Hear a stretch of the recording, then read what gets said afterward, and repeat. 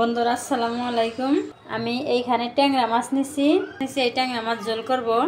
তাহলে আমি সব মশলাগুলো দিয়ে আমি মাছগুলো সুন্দর করে মাখিয়ে নিব।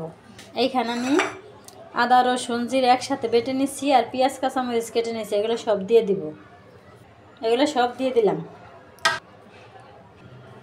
হলুদ গুঁড়া দিয়ে দিলাম, মরিচ গুঁড়া দিয়ে দিলাম, ধনিয়া গুঁড়া দিয়ে দিলাম, হলুদ গুঁড়া আর একটু দিয়ে দিলাম, লবণ দিয়ে দিলাম। এখন আমি একটু তেল দিয়ে এখন আমি মাখিয়ে নেব। এই যে বন্ধুরা, আমি এই যেভাবে সবগুলো মাছ মাখিয়ে নিলাম। এখন আমি রান্নায় চলে যাই। এখন আমি তেল দিয়ে দিলাম, একটু আস্ত জিরা দিয়ে দিলাম। এখন আমি মাছগুলো দিয়ে দিলাম। এখন আমি ভালো করে কষিয়ে নিব। বন্ধুরা, এই ছোটো মাছ কিন্তু এইভাবে কষিয়ে রান্না করলে অনেকটা ভালো লাগে। আর আমার রান্না তো সব বেশিরভাগ রান্নাই কষানো রান্না, মাখানো রান্না।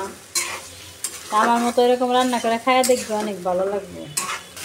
এই মাছ বেশি নাড়া যাইব না, বেশি নাড়া দিলে ভেঙে যাবে। আমি একটু জাকি দিয়ে উল্টাপাল্টা করে দিলাম, কারণ খুরসুনটা বেশি নাড়া দিলে ভেঙে যাবে। এই জন্য আমি জাকি দিয়ে উল্টে দিলাম। বন্ধুরা, আমার কষানো হয়ে গেল। এখন আমি পানি দিয়ে দেবো।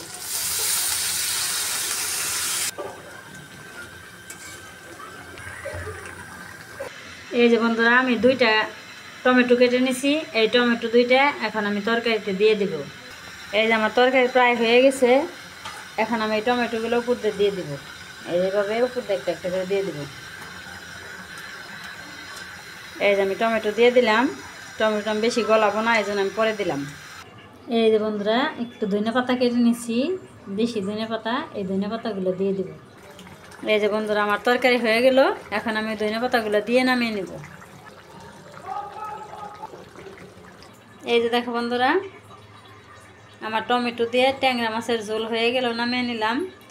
আমার এই ট্যাংরা মাছ আর টমেটোর ঝোল কেমন হলো অবশ্যই কমেন্ট করবে, আর সবাই আমাকে সাপোর্ট করবে। তাহলে আজকের ভিডিও এখানেই শেষ করলাম। সবাই ভালো থাকবে, সুস্থ থাকবে। আল্লাহ হাফেজ।